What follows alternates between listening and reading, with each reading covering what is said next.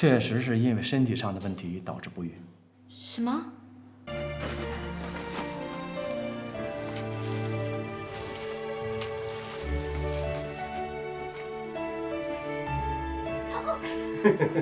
你不帮忙还一直玩。哦哦！你不要放开我！放开我！啊！这小孩子的房间不可以这样做。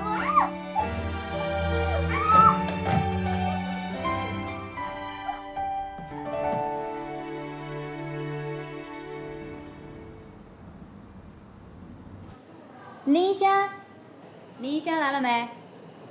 啊，来了。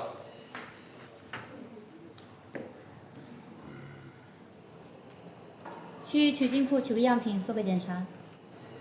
取经室。直走，左转。那，医生，我需要取多少？有多少取多少。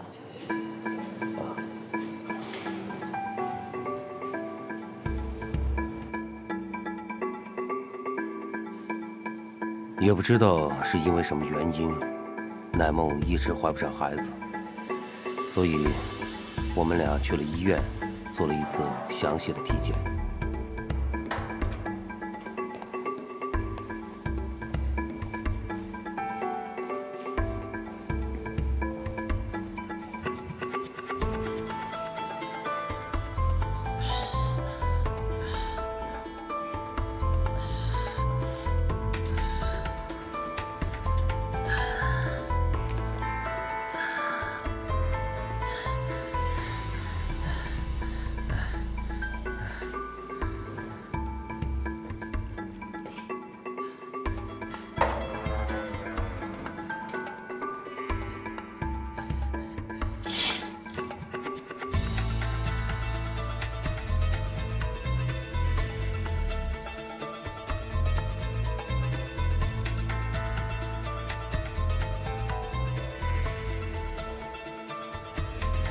有多少取多少。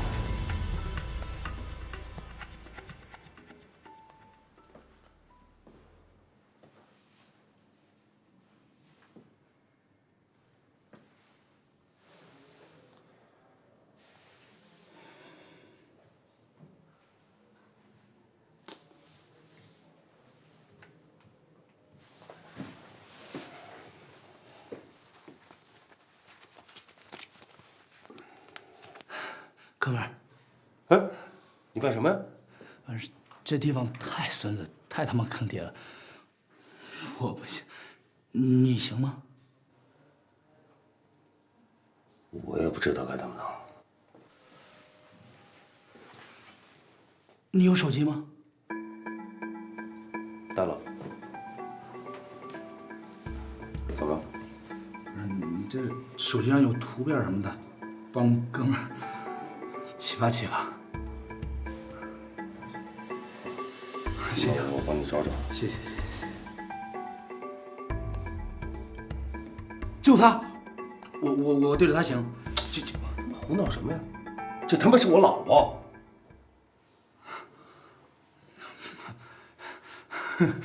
对不住啊，我自己想办法。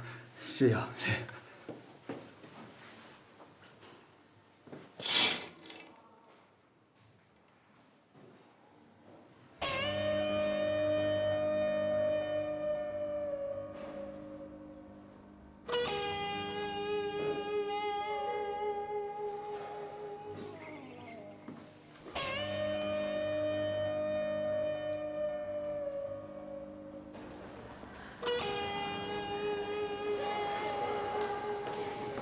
你怎么这么慢啊？啊，那个遇了点小麻烦。啊？什么麻烦？没事。你怎么样了？做了检查，现在就等报告了。放心，我们不会有事的。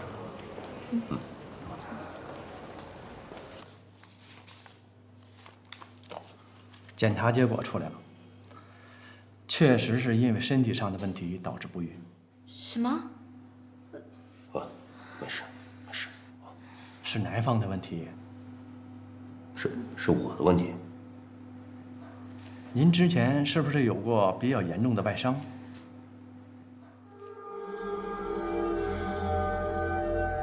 你还好吗？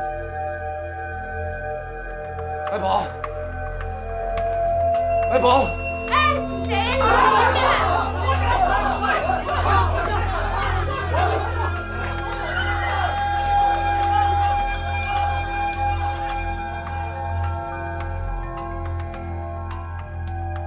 简单的说，就是你的盆骨碎了一块，并且皮下有积血。我们怀疑这个血块有可能会压迫神经，对于身体其他的功能会产生不良的影响。那应该怎么样？这个必须要手术，把血块取出来，防止引起其他并发症状。我不做手术。你可要想清楚了，不做手术的后果是很难预料的，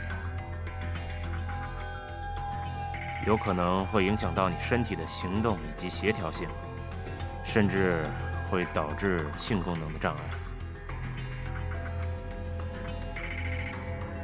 那几年前我盆骨断裂过，不过现在已经长好了。当时有没有开刀把血块取净啊？没有。这就对了，当时没有取净的血块，现在还存留在你的体内，可能引发了后遗症，导致精子质量的下降。那有没有医治的办法？这个不好说，因为时间太久了。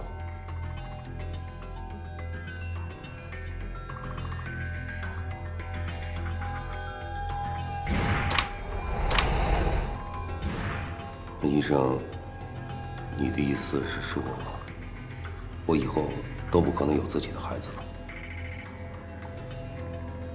也不是没有别的办法。那医生，到底有什么别的办法？人工受精。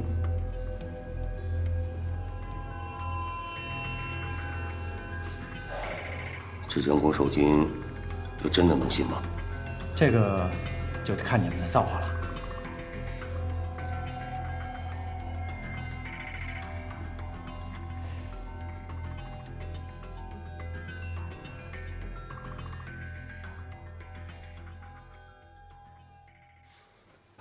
还没有反应吗？没有，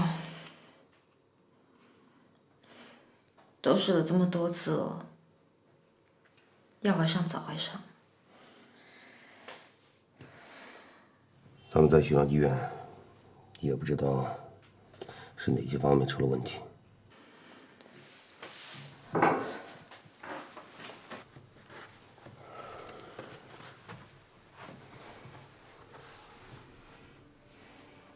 逸轩，我真的很想要有个孩子，可是要是我们真的没办法有孩子怎么办？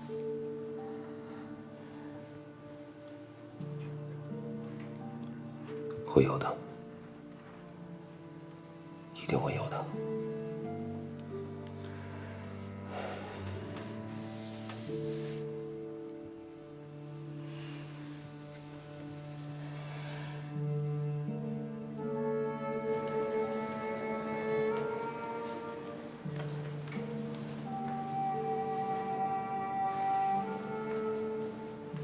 别紧张，老婆，不会有事。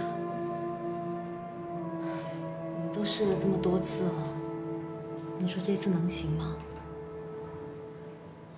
能行。我不相信老天爷对我们那么不好。不是有句老话吗？有志者事竟成。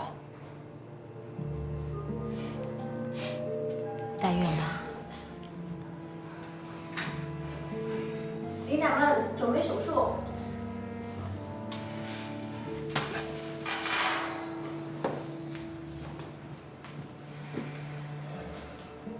别紧张，不会有事的。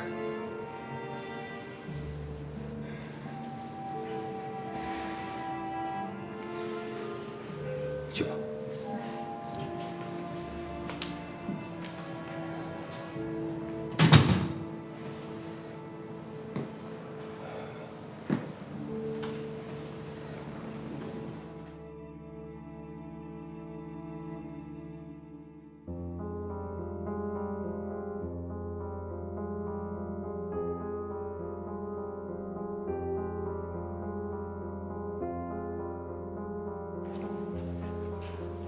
你小心点，小心啊！这可是咱们家的宝贝呀！哎，我听听。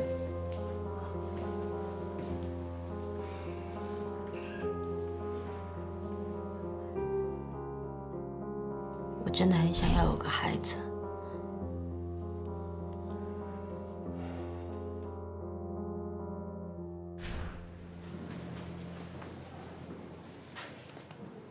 哎，哥们儿，哥们儿，还记得我吗？你谁呀？取经士，就他，我对着他行，这他妈胡闹什么呀？这他妈是我老婆！哦，是你呀？我老婆怀孕了，恭喜！这得多谢你，没有你上一次，哦来了，那个我先进去，你先在这坐会儿啊。来了。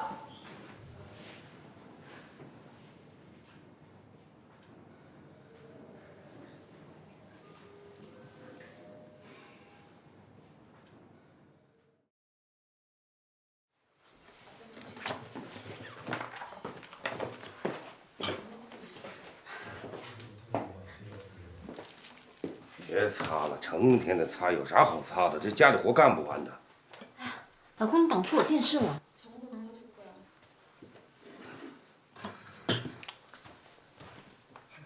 来，我带你出去溜溜好吗？吸收一下新鲜空气，别在家待着，空气特别不好。你让我把电视看完吧，现在正精彩呢。有啥好看的呀？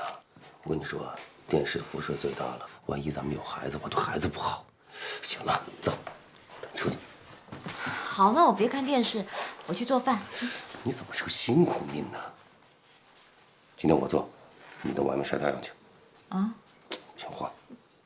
你行吗？行的，那去吧。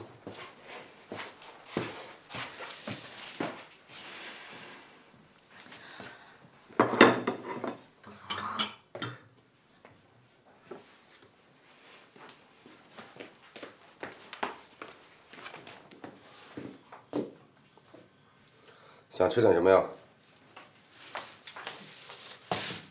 我想吃鸡翅。可是我还想吃鸡翅哎。你会做吗？行。交给你了。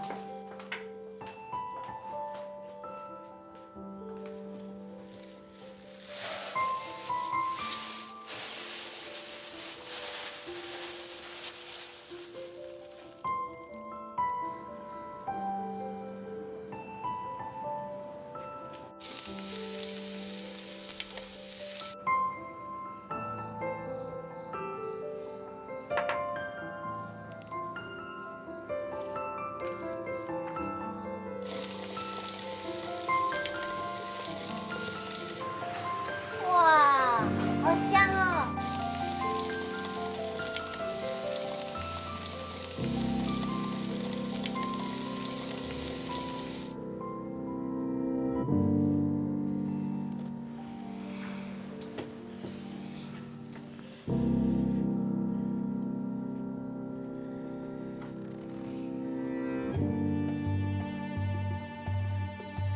想什么？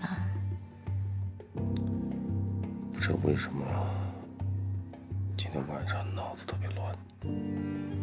怎么了？我知道你特别想要孩子，真的对不起。你瞧瞧我现在这个样子，都怪自己年轻的时候太意气用事了。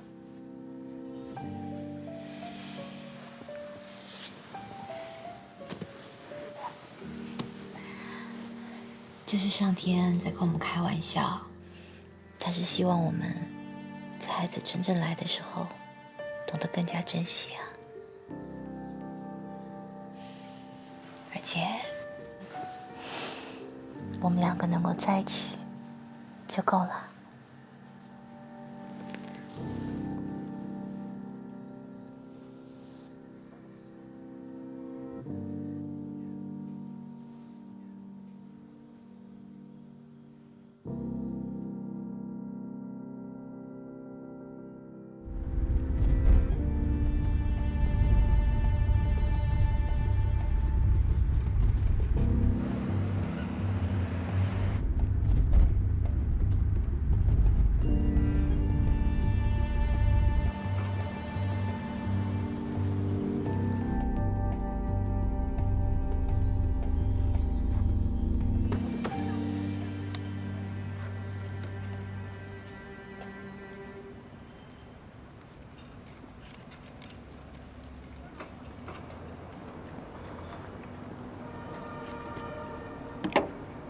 哎，师傅，哎，这怎么了？一点小毛病，不好意思啊，马上就好。你稍等一会。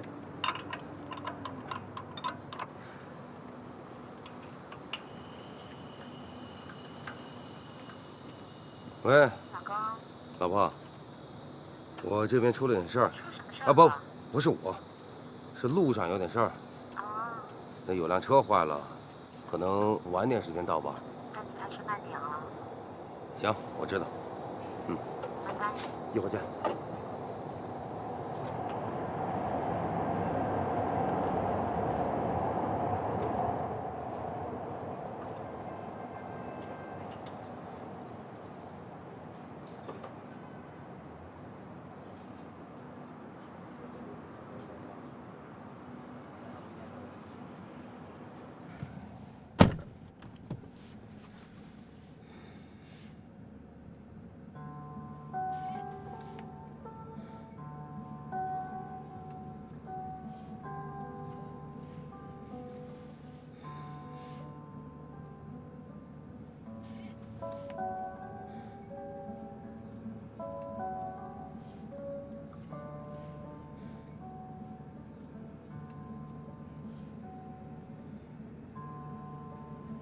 I could build a mansion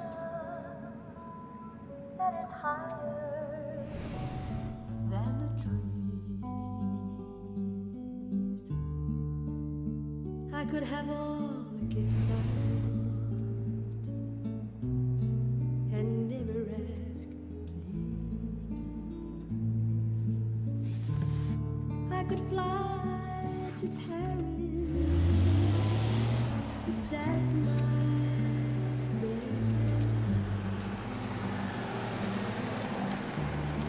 Why do I live my life alone with nothing else?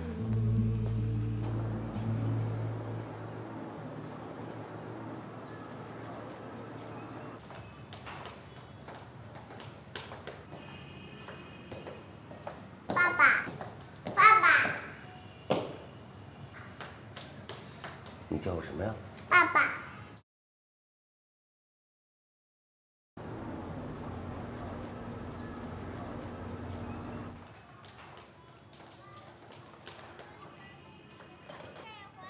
爸爸，爸爸，你叫我什么呀？爸爸，妈妈，那是我妈妈。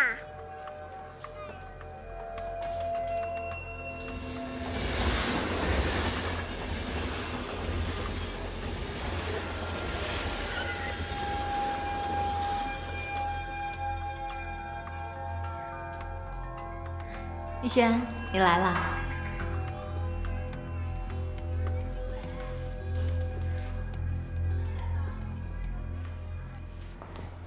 我给你介绍一下，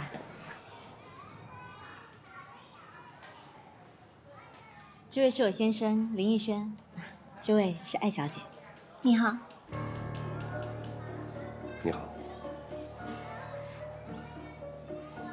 这是你的孩子？对。他是我孩子。爸爸，爸爸，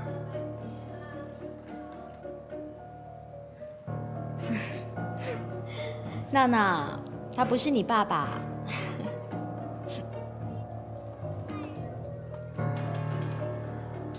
先走了。再见。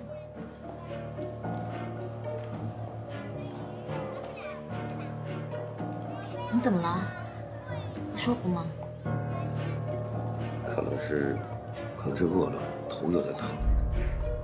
那你等会儿，我去拿包包，很快。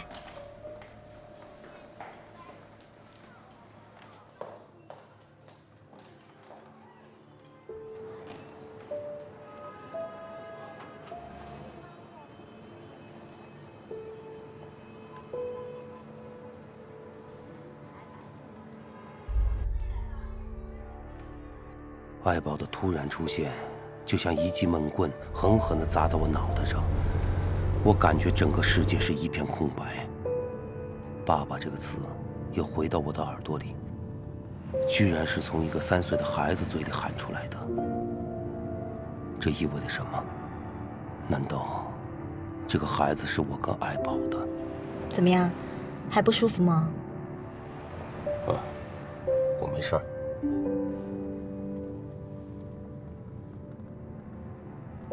刚才那孩子挺逗的，叫我爸。对呀。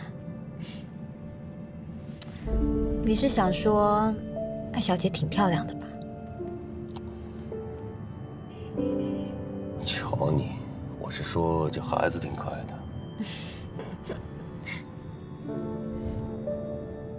这孩子是你们幼儿园新来的？对呀。2个月前吧，有一天他隔着幼儿园的栏杆往里头望，对了我笑一笑。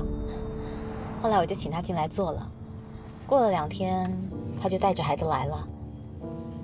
不过他总是很忙，都很晚来接孩子。现在的单亲妈妈真的不容易。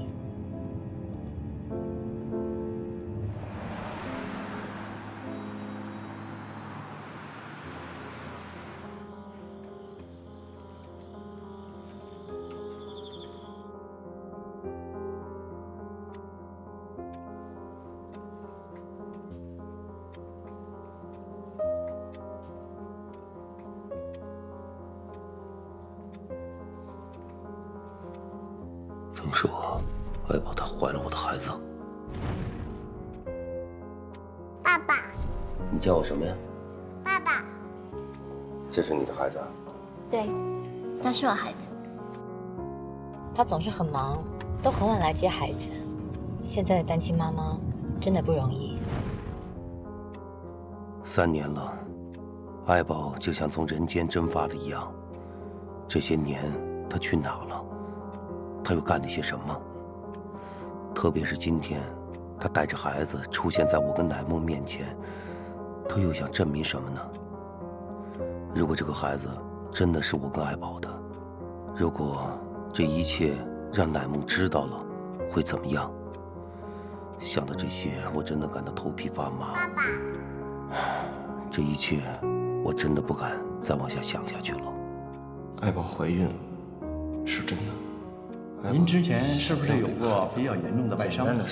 当时就是有没有开刀把血块取净？对不起，这位先生，林医生，我们怀疑这个血块真的很想要是压迫神经，对于身体小姐挺漂亮来接孩子。对，娜娜，还不是你爸爸，真的不容易。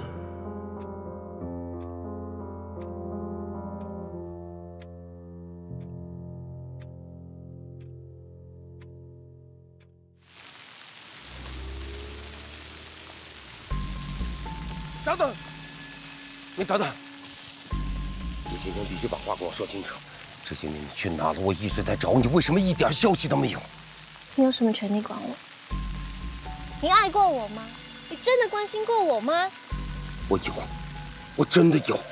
不要忘了，你已经结婚了，你是有老婆的人。爱宝，在幼儿园的那个孩子。是我们的孩子吗？不是。撒谎！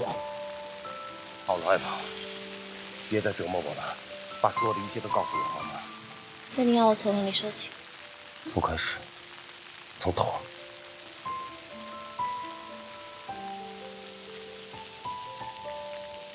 那天我离开你，其实我根本没有走，我就坐在楼道里，有一个男人。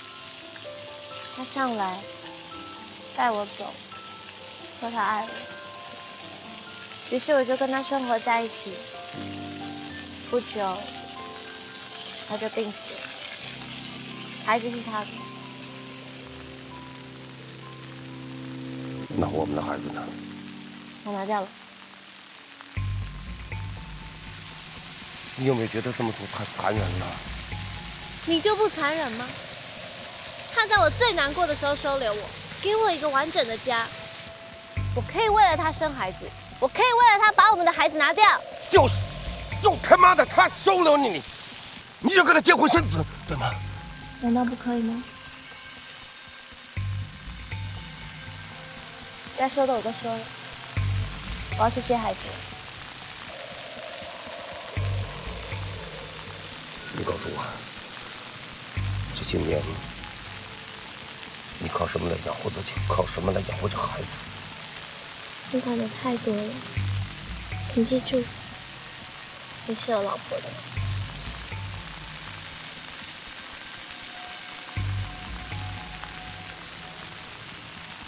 哎，我还能带孩子去你家吃饭吧？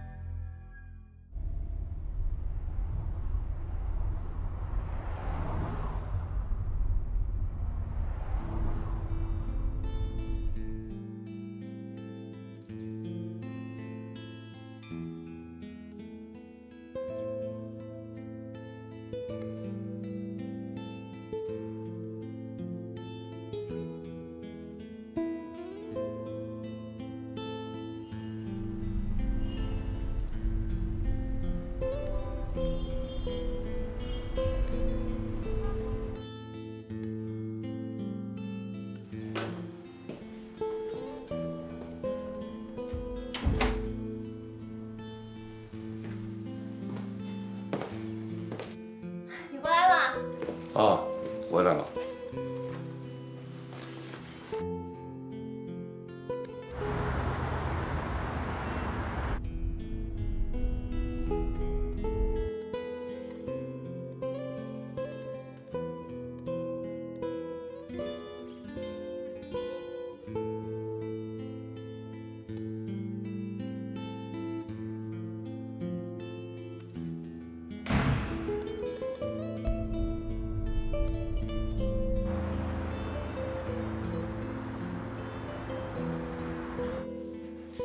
逸轩，今天的孩子还问起你来了。哪个孩子啊？就上次抱着你腿叫你爸爸的那个呀。今天他看到我就问：“爸爸呢？爸爸怎么没有来？”我听了真的是觉得怪心酸的。一个孩子没有爸爸，却得叫陌生人爸爸，真的不知道他的成长过程要怎么办。在幼儿园的那个孩子是我们的孩子吗？不是，你撒谎。那我们的孩子呢？我拿掉了。我可以为了他生孩子，我可以为了他把我们的孩子拿掉。请记住，你是有老婆的人。哎，我还能带孩子去你家吃饭吧？饭好了，过来吃吧。啊。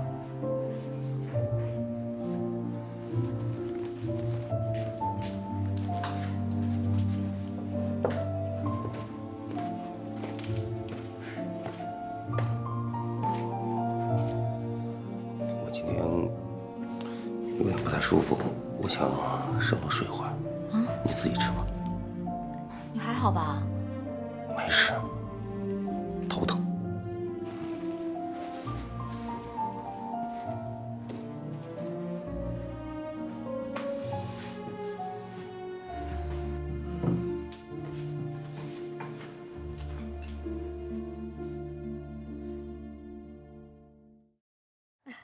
他在家里也这个样子吗？对啊，老不听使唤啊。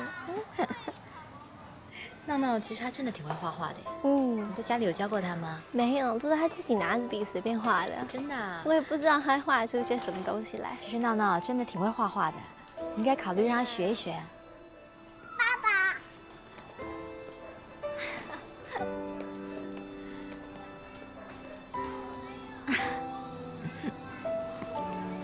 来吧，我们该回去了。哎，不如我们一起吃饭吧，等会儿还可以接着聊啊。你们还想聊得挺开心的。对呀，我和爱宝总有聊不完的话。一起吃饭吧。不了，我跟孩子还有事呢。那让我们送你。没关系，我打车回去就行了。我们改天接着聊。好了，拜拜。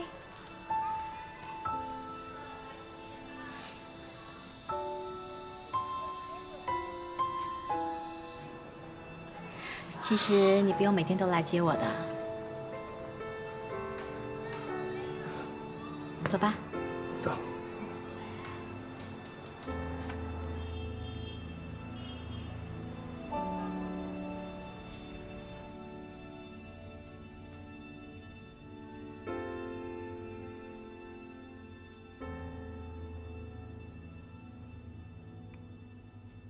你们俩真是有本事啊！花了公司大笔的钱，啊，请客户吃吃喝喝的，就给我换来这个结果。我们也没想到能到这个地步。本来下面的关系都已经做得差不多了，但上面突然又说不行。其实用夜色这个概念来做这款葡萄酒，在他们下面所有相关部门都全票通过，但是现在他们上面又说不行。我现在真的有点质疑他们的品味。你们俩在这个行当干了多少年了？啊！我再告诉你们一声，听好了，客户就是我们上帝，他们的品味就是你们的品味，永远不要怀疑你客户的品味，知道吗？其实他们对整体的构想已经没有太大的质疑了，只是对效益还没有太大的信心。可能是我们的工作做得还不够，但是我们已经尽力了。我不想听过程，我也不想听你们俩检讨，我需要的是结果。出去。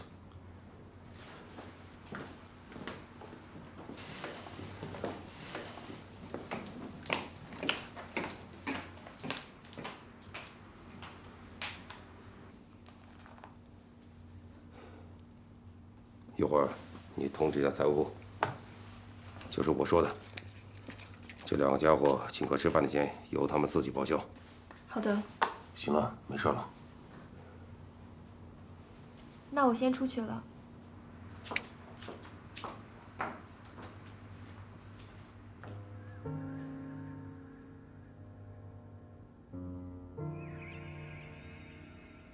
你们好像聊得挺开心的。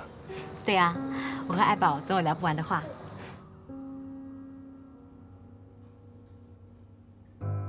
乃梦和爱宝的关系越走越近了，我突然有一种说不清的担忧。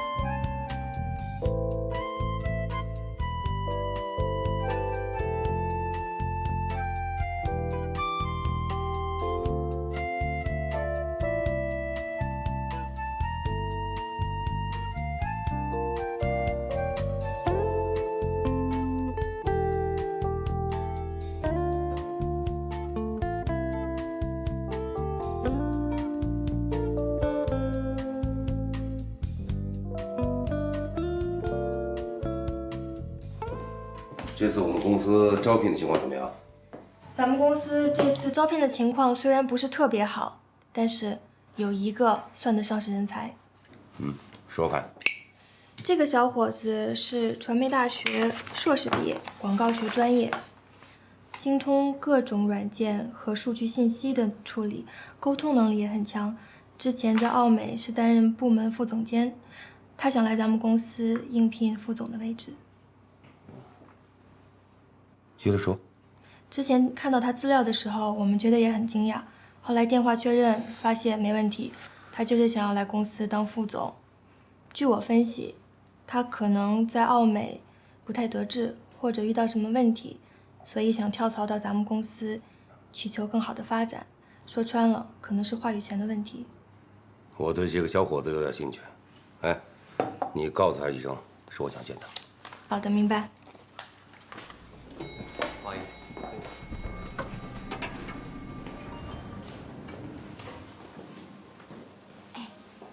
那个人不是吴越吗？不是吧？不是啦，他就是演《西游记》的那个呀。他看起来一点也不像演猴子的人。我敢保证，他一定就是。不然我们打赌。打赌？嗯。怎么赌？不如我们就赌闹闹吧。如果我输的话呢，闹闹就借给你玩3天。这算哪门子赌注啊？那我赢了，还得帮你带3天孩子，不是自找麻烦吗？你不要口是心非了嘛！我看你那表情就知道你特别喜欢闹闹。这倒是被你说中了。那好，可是你赢了呢？哎，不如这样，如果我赢了，你就把闹闹给我们玩3天；如果你赢的话，我老公借你差遣3天。你就这么放心把老公交给我啊？我不会输的。那现在怎么办？怎么确认啊？不如我们去问。请问，小姐，你好，有什么事吗？请问你是演《西游记》的吴？对。那我可以跟你合个影吗？哎，不好意思，小姐，这个吧，公司有规定，他不能合影，在这种场合下不让合影的。哎，等一下。说了多少遍了，不要这么对待我自己的游民啊！哎，你好，拿我的照吧。啊，稍等。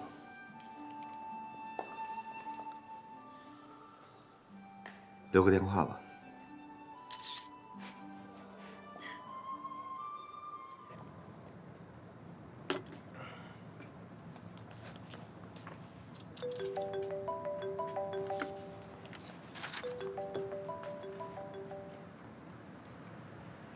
哎，李轩，今天我给你赢了一个儿子回来啊。什么意思啊？反正呢，从今天开始的3天起，闹闹就是我们家的儿子了。为什么呀？因为我和爱宝打赌啊，他输了就得愿赌服输了。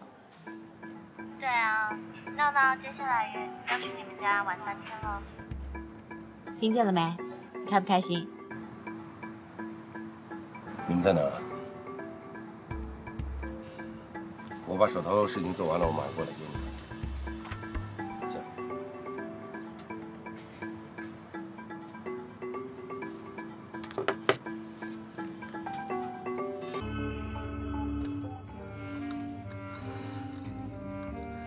姐，你老公也太不靠谱了吧！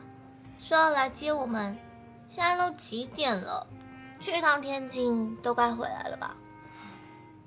早知道这样，就不让他来接我们了。对啊，这下可尴尬了，留也不是，走也不是，等一下遇到交通高峰期，非得堵在马路上不可嘞。但我们现在走的话呢，你老公应该在路上了吧？让他扑空也不好吧？那能怎么办呢？我们就再等等吧。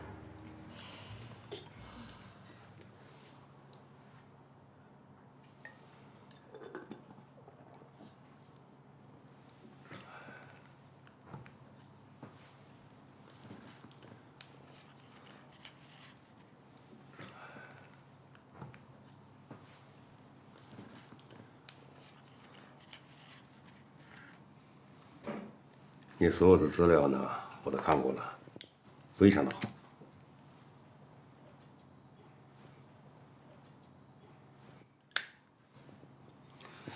不过，我有点疑问啊，就是你为什么会放弃一个大公司，来到我们这么一家小公司呢？林总，我都做到这儿了。这就证明了我对贵公司的信心。现在就看贵公司这座庙，是否能收留我这个流浪僧了。哎，姐，你给我讲讲你们谈恋爱的事情吧。这种事情有什么好讲的？其实也没什么特别的。不是吧？我看他不像是没有情调的人啊。那你就错了，他其实挺大男人主义的，没什么情调。不过他倒是挺喜欢旅行的，但是常常是说走就走，也不跟你商量的。还有，他喜欢画画，也画得挺好的。他常说，如果他没有做广告的话，搞不好会成为一位画家呢。你对薪酬方面有什么要求吗？我之所以想换个新环境，主要目的就是想找一个新的发展。只要公司能给我足够的施展自己的机会，薪水方面不是问题，就按林总您以前的规定就好了。对薪水方面没有要求，那其他方面呢？我以前在那些大公司工作，其实我是一直抱着一个学习的态度在工作。我从来不认为一个外企是对一个中国有志青年发展最好的地方。工作了一段时间，我觉得我该学的都学到了，所以是该找一个合适自己的地方，一展抱负的时候了。至于职位问题，我相信林总您一定会给我一个极好的判断的。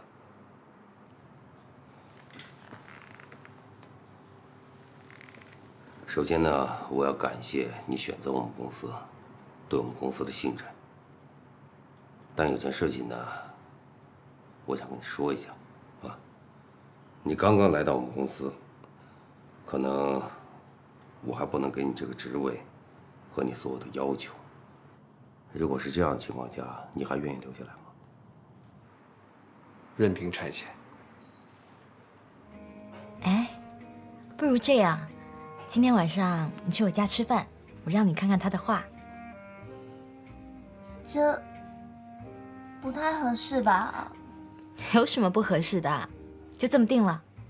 等会儿我们去超市买点菜，我再让他做几道他的拿手菜给你吃。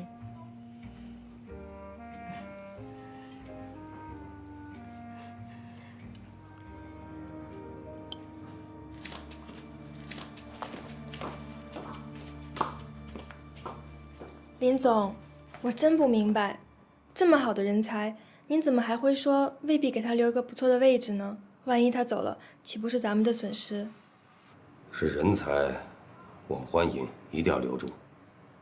可是，他来我们公司应聘，对酬劳没有任何的要求，挺让我费解的。哎，我们可以换种思维方式考虑一下啊。他万一是来我们公司来窃取商业情报，用于他图，你想过没有？林总，我觉得您也太谨小慎微了，他说的都合情合理啊。哼，傻丫头，如果他是真心想留下来，咱们有什么好紧张的呢？那您打算给他什么职位呢？先给他一个策划专员吧。这样合适吗？没什么不合适的。如果他真的是人才，真的想为我们公司来出力的话，相信我，我不会埋没他的。嗯，明白。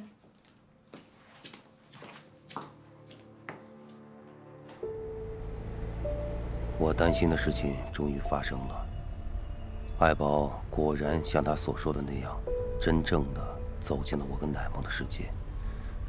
对于这个家庭来说，意味着什么？未来将会发生什么？一切都是未知。来，喝杯水。不用这么客气了。你以后啊，愿意的话，常来家里玩。谢谢。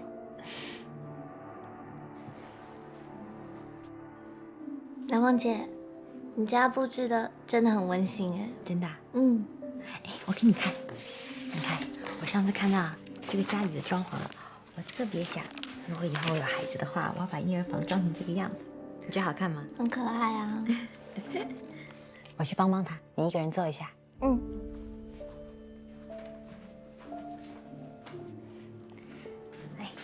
豆角包好了，还有这些蔬菜也洗好了。鸡翅就做上次那个样子吧，味道特别好，我想我女朋友一定会喜欢的。今天就麻烦你好好表现一下了。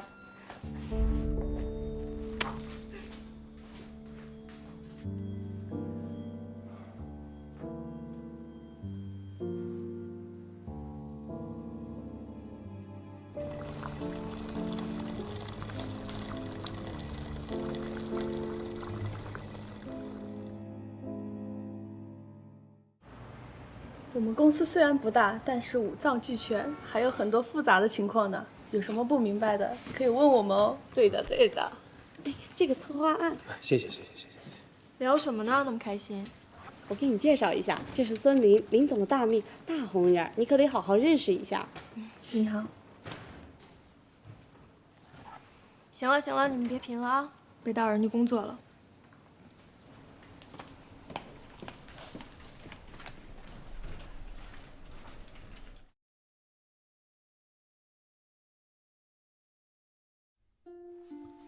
乃梦和爱宝几乎成了无话不谈的朋友。看着他们俩那么好的关系，我心里总有一种说不出来的矛盾和纠结，总觉得有一种潜在的危险在我周围围绕着。闹闹，是吧？为啥这个狗熊戴着帽子？为啥它这个帽子这儿呢？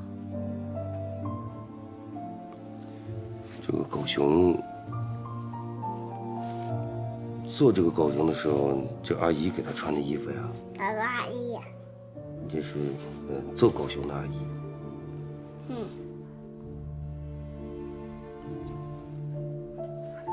为啥它也穿着裤子啊？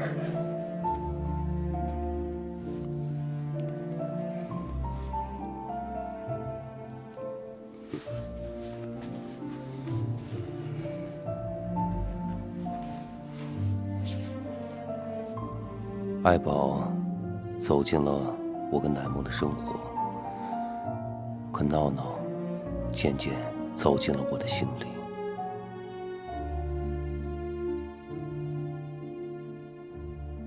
林总，上次那个红酒策划案，对方还没有给我们回信，您看接下来该怎么做呢？林总，有句话不知道当不当讲。讲。咱们新来的任意是对方冯总公司的校友，咱们何不死马当活马医，试试看呢？你是说仁义？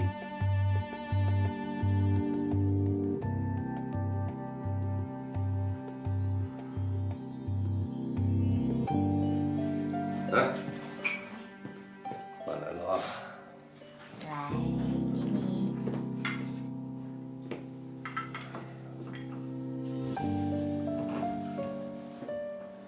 我是讲啊，红酒这个案子呢，目前为止是我们公司最大的一个案子，也关系到我们公司今后的发展。这个案子大家已经做了很长时间了，今天呢，我把大家召集在一起，就想听听大家对这个案子有什么想法，可以畅所欲言，随便说说。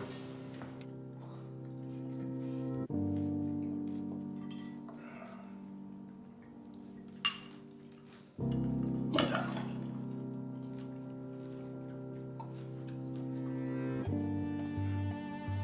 哎。仁义啊，你来公司也有一段时间了，对这个案子应该有所了解。我也想听听你对这个案子有什么建议，或者有什么想法。对红酒这个案子，我是有些了解，有一些个人的看法。我的建议是，放弃传统的广告投放方式。加入高端新媒体的介入，我有足够的市场数据来证实这个措施的可实施性。还有就是，我们公司一定要改变我们的广告策划案。如今做广告策划案，第一你一定要去考虑客户的存在感，还有就是市场的时效性。这个时效性非常重要。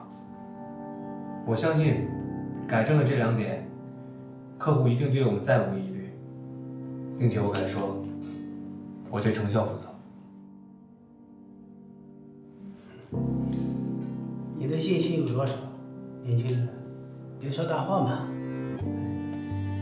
冯总那边可是一点耐心都没有啊，这可是背水一战，失败了就没有机会了。我说我的信心有100%，有意义吗？那你刚才凭什么保证？你刚才又凭什么说对成效负责？凭我对市场的认知度，凭我工作中建立起来的关系网，更重要的是，凭林总对我的信任。好，行了，都别争了。仁义说的非常好啊。我今天呢，跟大家宣布一件事情：从现在开始，我们公司这个品牌的红酒广告策划案，全权交给仁义来负责。仁义，你的意思呢？我的意思就是，只许成功，不许失败。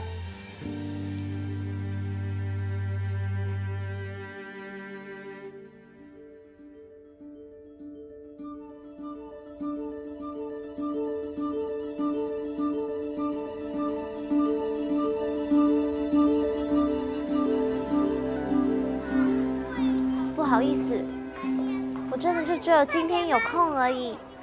是，好，那么我晚点过去，谢谢。怎么啦？你等会儿还有事啊？听说有一个老中医，他医术很厉害，我去把脉。老中医啊？是啊，我也想去看，能不能带我一起？当然可以啊。聊什么呢？逸轩来了，那个，逸轩，我刚刚跟爱宝说，我们俩想去看中医，今天能不能麻烦你带孩子？没问题。没问题。辛苦你了。那我们走吧。拜拜。来，拜拜。有问题打电话。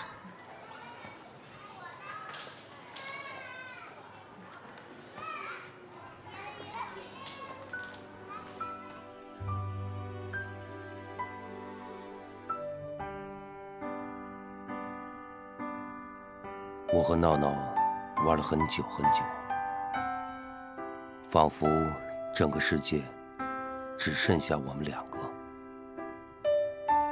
闹闹是爱宝的孩子，可不知道为什么，我跟他在一起的时候，我会那么开心，就好像闹闹是我自己的孩子。在那一刻，我完全忘记了我是谁，忘记了烦恼，忘记了危险，甚至忘记了爱宝的存在。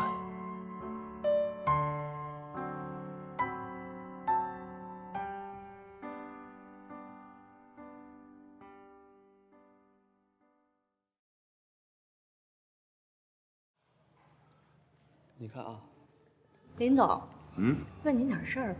说，那边那帅帅的男孩叫什么呀？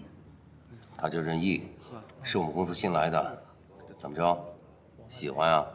还行吧，您就帮个忙呗。哎，我警告你啊，喜欢他没问题，但是记住，工作的时候不要打扰我的员工。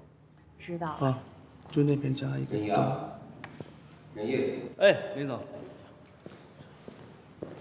怎么了，林总？你看一下啊，整体呢我觉得还不错，可是这方面可能要调整一下。对，我让他们呀上面加盏灯，把这字打亮。怎么样？我看见，就按你的办。那累不累？要不要喝果汁？来，喝一口，喝一口吧。来，小心啊。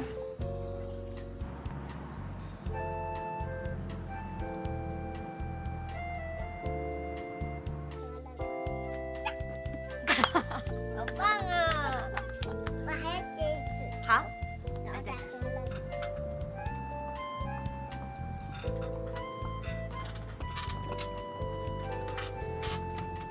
我能暂时以非秘书的身份跟您说几句吗？干嘛那么严肃啊？有什么话说？您今天是不是把仁义的电话给那个模特了？这已经不是我第一次看见你这么做了。你怎么能随随便便把别人的隐私透露出去呢？你怎么知道别人需要你的帮助？万一人家有人家的想法呢？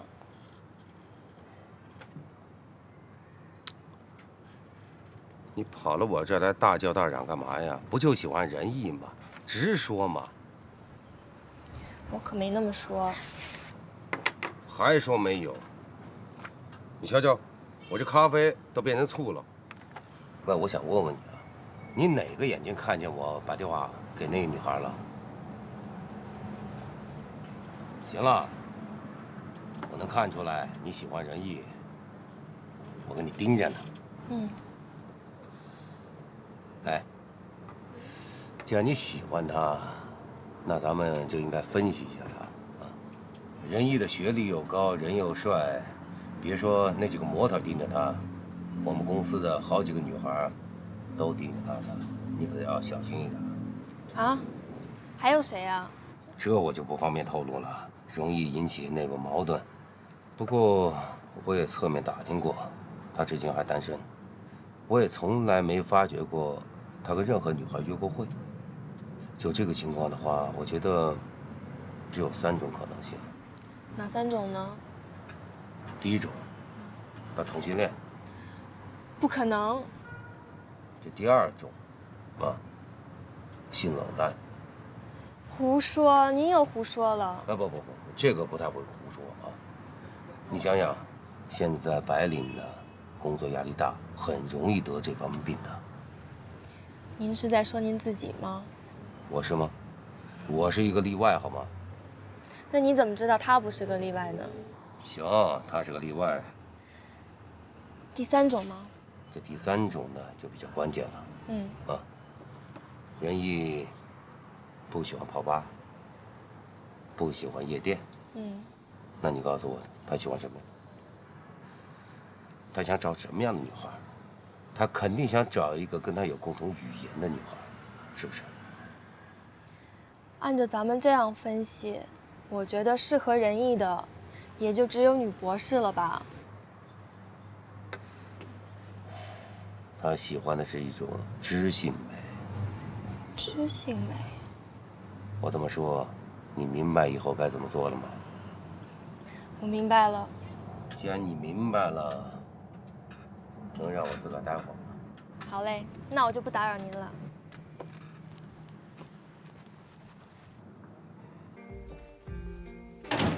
其实我不是爱宝的男朋友。你帮我演个戏有什么难的？爱宝怀孕是真的。爱宝她怀了我的孩子。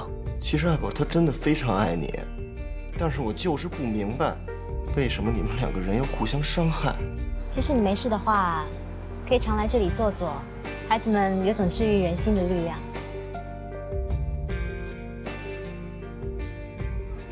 你以后别再来了。为什么呀？作为一个男人，在哪里跌倒，就该在哪里站起来啊。别看这公司又小又破又难看，这公司所有的一切都属于我。你这算是在跟我求婚吗？确实是因为身体上的问题导致不育。我真的很想要有个孩子。爸爸。你叫我什么呀？爸爸。这位是我先生林医生，这位是艾小姐。这些年你去哪了？我一直在找你，为什么一点消息都没有？您爱过我吗？你真的关心过我吗？今天的孩子还问起你来了，我听了真的是觉得怪心酸的。我可以为了他生孩子，我可以为了他把我们的孩子拿掉。今天我给你赢了一个儿子回来啊！什么意思啊？就是你为什么会放弃一个大公司，来到我们这么一家小公司呢？如果他是真心想留下来，咱们有什么好紧张的呢？是该找一个合适自己的地方，一展抱负的时候了。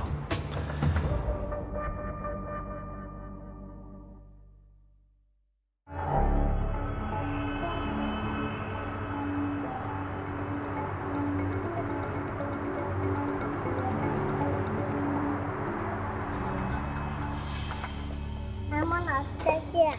再见，真乖。来，来，爸爸。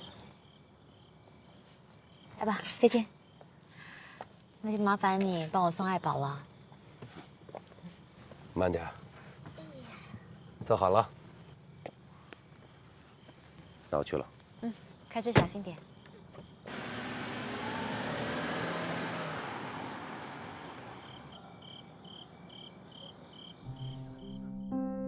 随着时间一天天的过去，随着爱宝和乃梦越来越近，这种危险的关系真的压得我喘不过气来。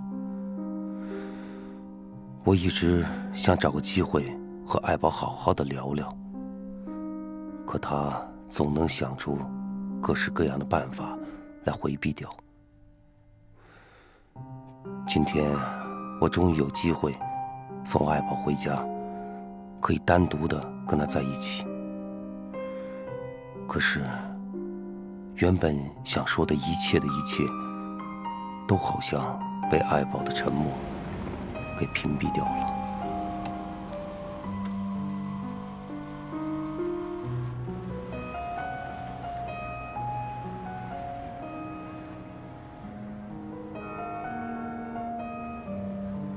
看他睡得挺香的。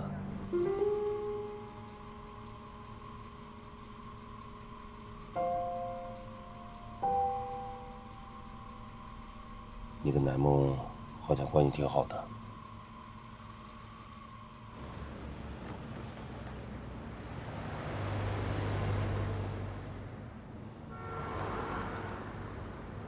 你到底想我怎么样？难道不想对我说点什么吗？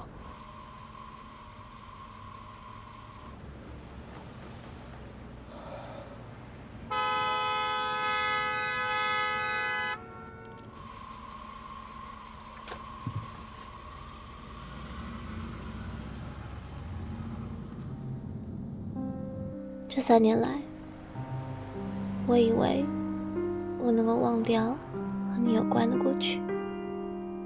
我在无数个谎言中虚度着自己的世界。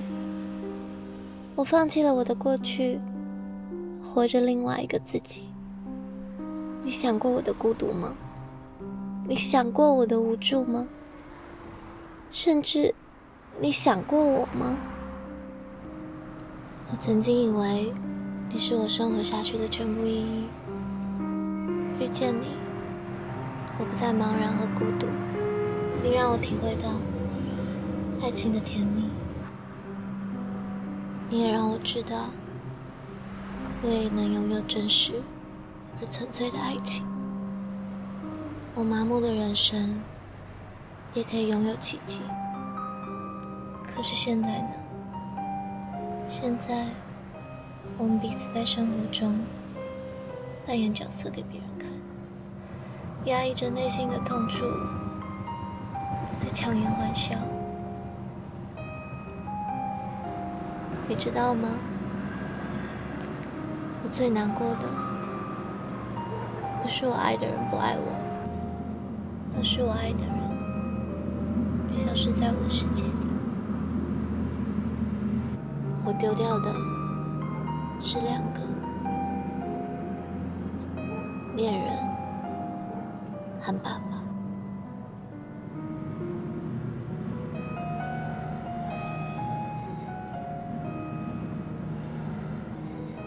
我能送你吗？不用了。别这样，爱宝。我能为你做点什么吗？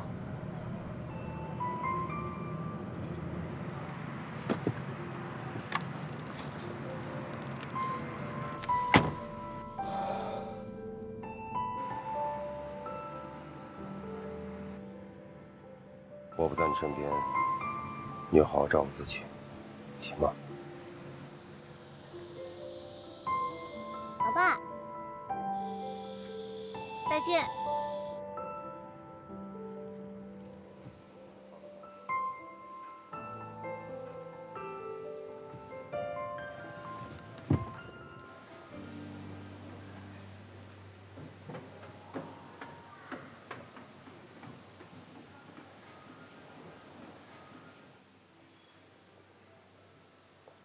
艾小姐好。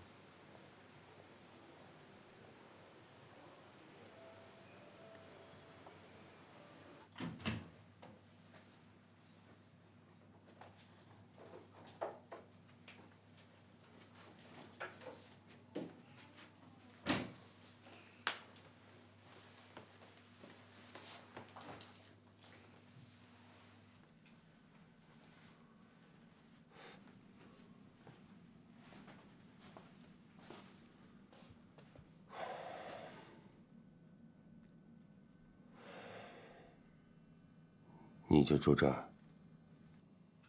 是啊。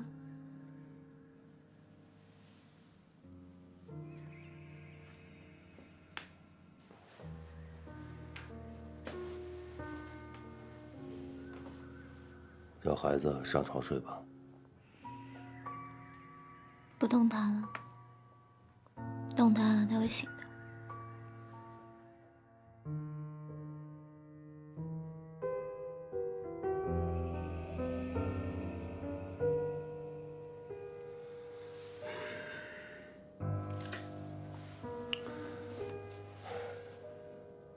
这酒店，这房间，这一天下来费用挺高的，你怎么能付得起呢？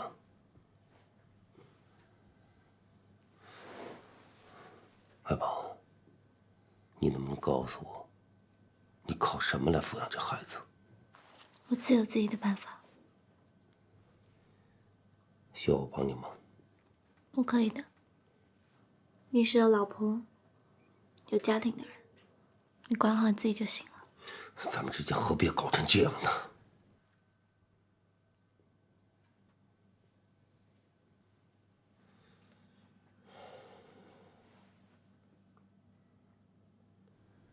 以后你有任何需要，都可以来找我，我会全力帮你。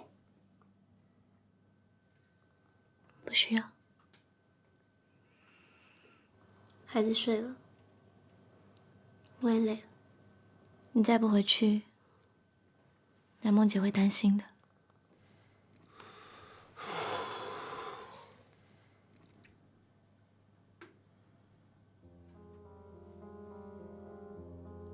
行，不回去了。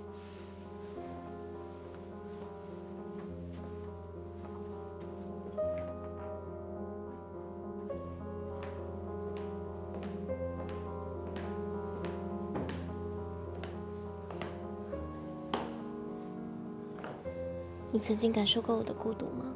你想过我的无助吗？甚至，你想过我吗？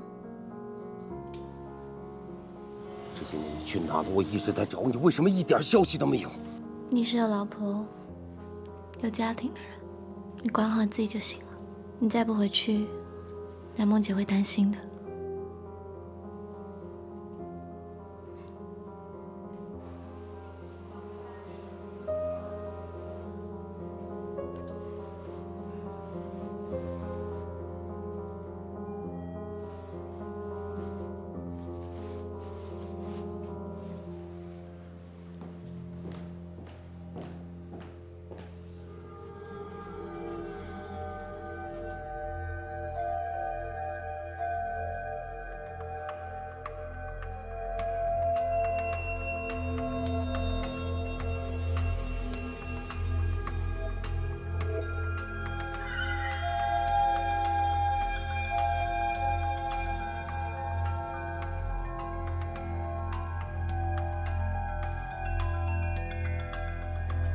哎，服务员，来一下。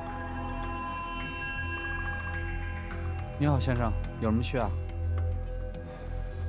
可能我朋友不在房间，刚才我在这儿把东西落了，你能不能帮我打开门？好，可以。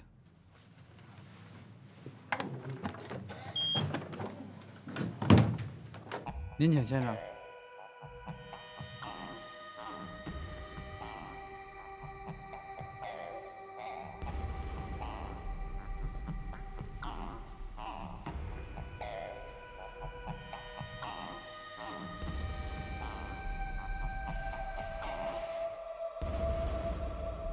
这怎么回事啊？这明明人在里边呢，怎么没了？您是艾小姐的朋友吧？啊，她人呢？她在另外一个房间。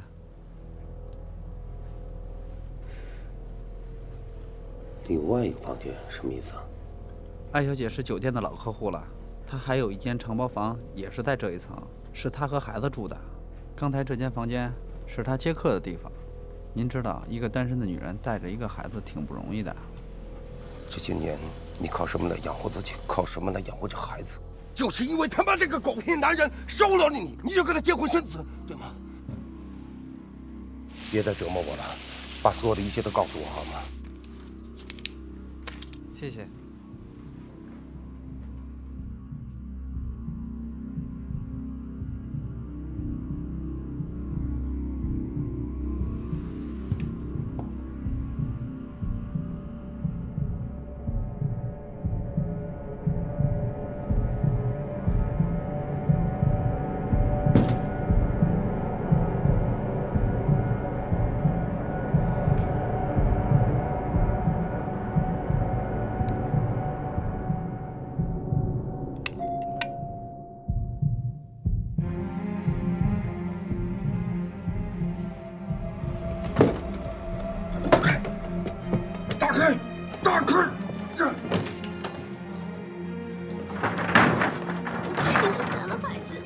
杀了孩子的。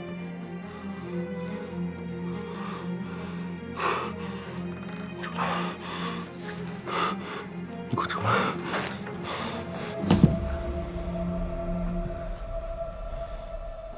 你都干点什么？说一下你干的什么？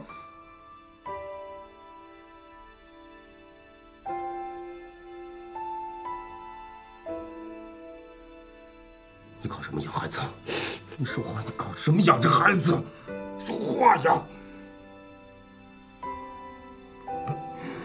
你根本不用嫁。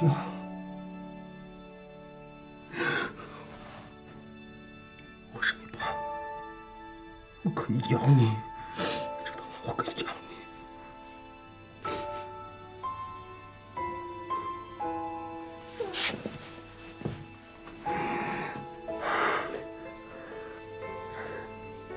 你怎么那么傻？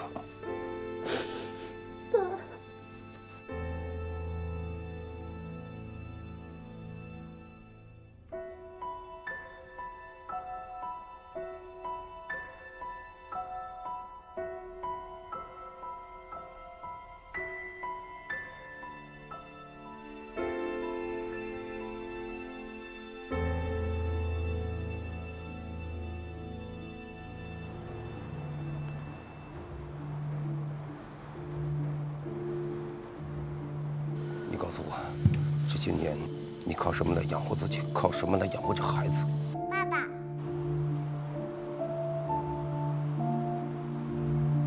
欢迎光临逸轩广告公司为红酒策划的一个推荐会。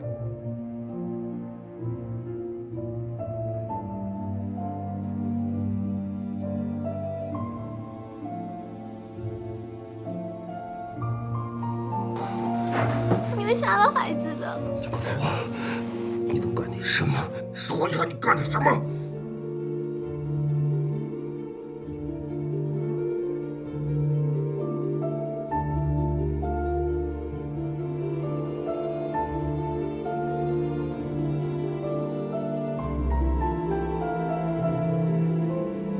你怎么那么傻？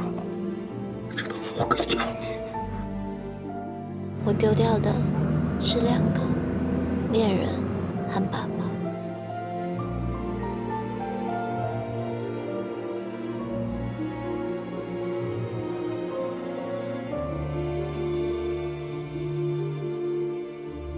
师哥，时隔多年没见，没想到咱们俩今天在工作上重逢了，真是巧啊！我也觉得有点意外呀。今天接到你的电话，说是这个事儿，我都愣住了。哎，你不是一直在澳美吗？什么时候出来的呀？我来这家公司时间也不长，多亏是我们林总，我们林总很器重我。林总真是好眼光啊！我的这位师弟呀，那不仅是一表人才，那能力也是极强啊。在学校的时候就有名的厉害，你能请到他帮你的忙，我只能说羡慕啊。任毅，你现在在公司担任什么职务啊？他在公司呢担任副总。也算合理呀。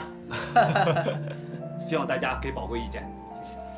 各位前辈，今天呢，我们不谈工作，只谈感情。今天这顿饭纯属是为了见证我跟我师兄重逢，好吗？我先干为敬。为了友谊，来，我先干为敬。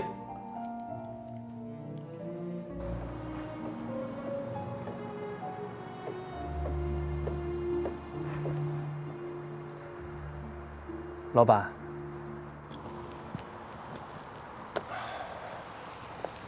干得好啊！